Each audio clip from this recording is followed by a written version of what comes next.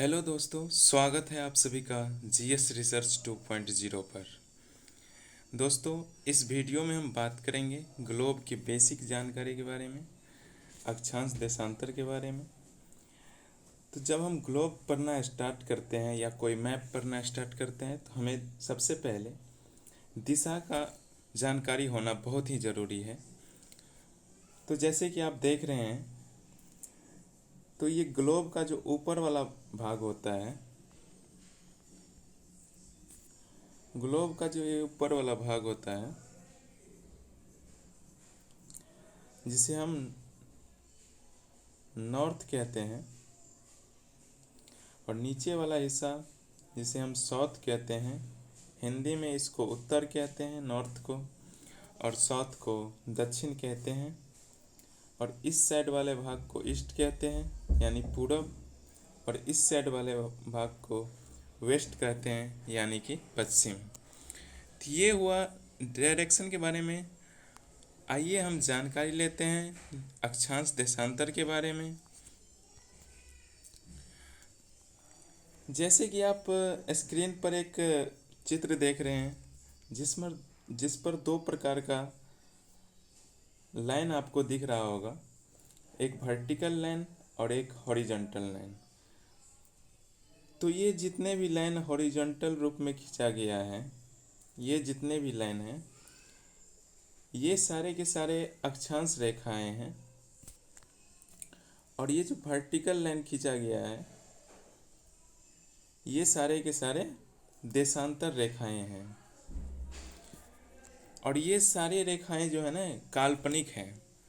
ऐसा कुछ है नहीं, बस काल्पनिक तौर पर एक मान लिया गया है। तो आइए हम देशांतर के बारे में जानकारी लेते हैं।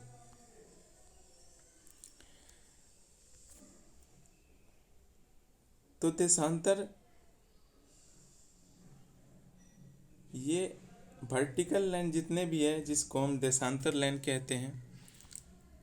और देशांतर जो है, इसकी संख्या जो है टोटल, तो देशांतर की टोटल संख्या 360 होती है। कितना होता है? टोटल संख्या 360 होती है।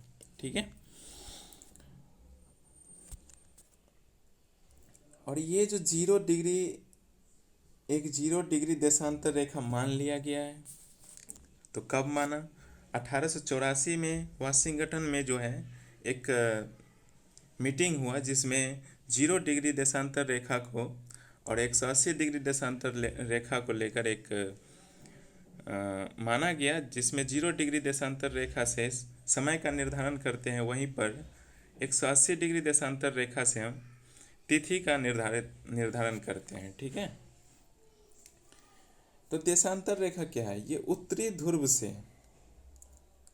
ध्रुव से दक्षिणी ध्रुव को मिलाने वाली जितने भी रेखाएं हैं, वो सारे के सारे देशांतर रेखाएं हैं। और इसकी संख्या हम जैसे कि बोले हैं 360 है।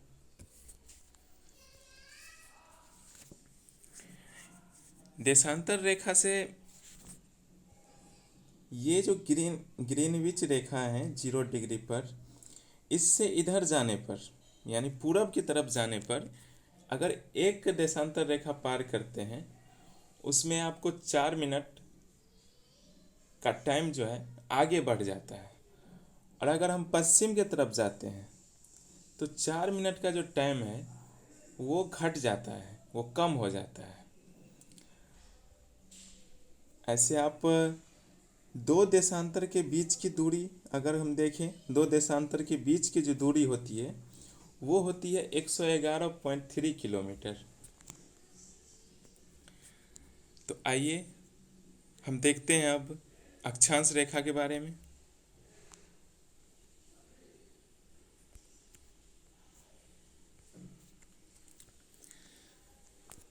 जैसे कि अक्षांश रेखा, आपको इस फिगर में एक डॉट डॉट टाइप का एक अक्षांश रेखा दिखाया गया है, जिसे आप देख पा रहे होंगे। देखिए, ये डॉट डॉट करके जो अक्षांश रेखा खींची गई है, ये 0 डिग्री लाइन है।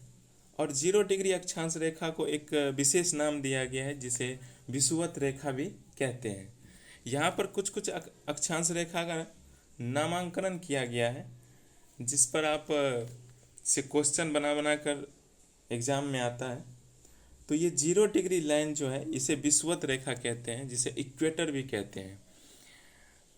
अब इक्वेटर क्यों कहते हैं? क्योंकि ये पृथ्वी को 2 बराबर भागों में बांटता है। ऊपर का जो भाग है इसे उत्तरी गोलार्ध कहते हैं, वहीं पर नीचे वाला भाग जो है इसे दक्षिणी गोलार्ध कहते हैं। ठीक है, तो ये जो 0 डिग्री लाइन पे देखो विषुवत रेखा है,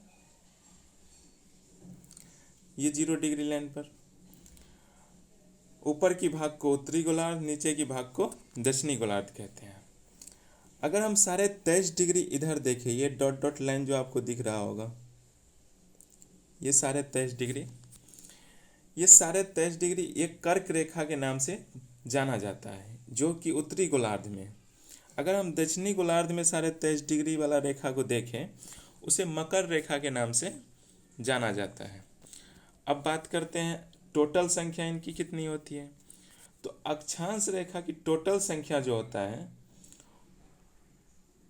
टोटल संख्या जो होता है वो 181 होता है। लेकिन कई विद्वान मानते हैं कि ये दिख रहा होगा आपको 90 डिग्री उत्तरी ध्रुव पर और 90 डिग्री दक्षिणी ध्रुव पर दिख रहा होगा। ठीक है, तो इस रेखा को रेखा नहीं मानकर एक बिंदु का रूप मानता है जिससे आपको क्या होता है कि टोटल अक्षांश रेखा की संख्या जो होता है वो 179 हो जाता है। अब ऑप्शन के अकॉर्डिंग आपको आंसर देना है। अगर ऑप्शन में तीनों रहे, 180 भी रहे, 181 भी रहे और 179 भी रहे, 179 भी रहे, तो 179 पे आपको टिक करना है। अगर ऑप्शन में 179 ना हो और 181 हो तो 181 पे क्लिक करना है।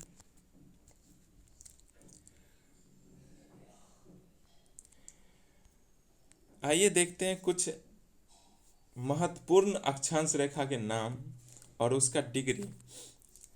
जैसे कि हम उत्तरी गोलार्ध में सारे 23 डिग्री पे जाएंगे तो कर्क रेखा मिलेगा। अगर सारे 66 डिग्री पे गए तो आर्कटिक रेखा मिलेगा। अगर हम दक्षिणी गोलार्ध में सारे 23 डिग्री पे गए तो मकर रेखा मिलेगा। और सारे 66 डिग्री पे गए तो अंटार्कटिक रेखा मिलेगा। अब ये अक्षांश रेखा से क्या होता है और देशांतर रेखा से क्या होता है, तो ये महत्वपूर्ण बात है। अक्षांश रेखा से हमें लोकेशन, किसी देश का लोकेशन का पता चलता है, और ये जो देशांतर रेखा है उससे हमें टाइम का निर्धारण किया जाता है। तो ये हुई अक्षांश और देशांतर के बारे में जानकारी। और नेक्स्ट वीडियो में हम बात करेंगे कि समय कैसे निकाला जाता है और भारत की स्थिति को देखने का कोशिश करेंगे। जैसे कि कर्क रेखा है वो भारत को 2 बराबर भागों में बांट देता है। जैसे कि विषुवत रेखा आपको पृथ्वी को 2 बराबर भागों में बांटता है, उत्तरी गोलार्ध और दक्षिणी गोलार्ध, ऐसे ही कर्क रेखा भारत को 2 बराबर भागों में बांट देता है, उत्तर का भारत और दक्षिण का भारत। तो ये सब देखेंगे नेक्स्ट वीडियो में। तब तक के लिए धन्यवाद। वीडियो अच्छा लगा हो तो लाइक करें, सब्सक्राइब करें। और ये जो ज्योग्राफी का सीरीज है ये अभी आगे कंटिन्यू चलते रहेगा, तो हम सपोर्ट करें। धन्यवाद।